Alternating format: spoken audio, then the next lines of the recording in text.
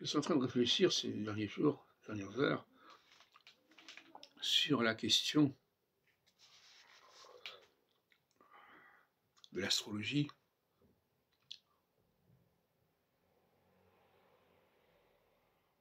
Quelle astrologie? Quelle est la bonne astrologie?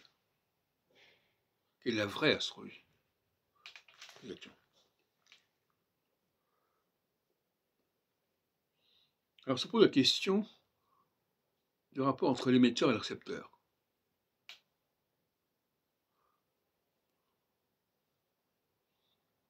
On peut imaginer une astrologie où il y a un seul émetteur et plusieurs récepteurs, qui permet une cyclicité.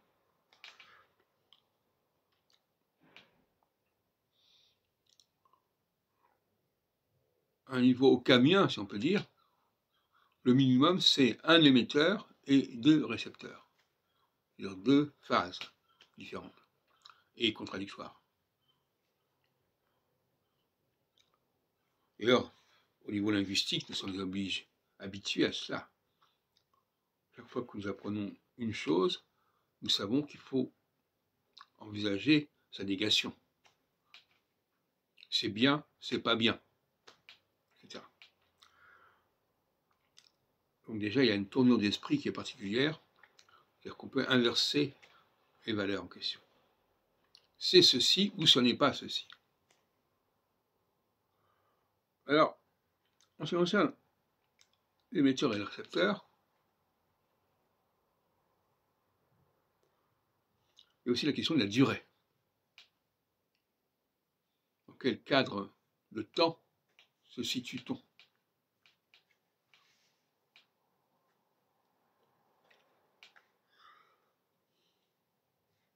Donc il y a trois facteurs. Émission, réception, durée. Pas deux. Parce que nous heurtons en astrologie à la question de la durée des phases.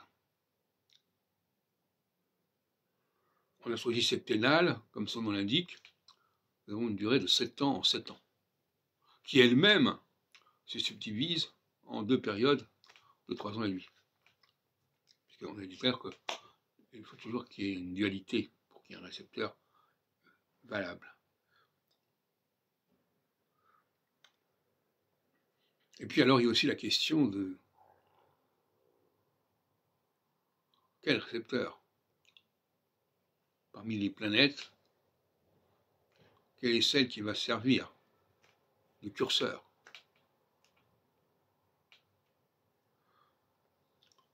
Alors, il y a un couple Lune-Saturne qui paraît important, autour du 28 jours, 28 ans. Et il y a aussi la question des 4 saisons, des deux axes équinoxiaux et solsticiaux, qui vont structurer le cycle de Saturne notamment.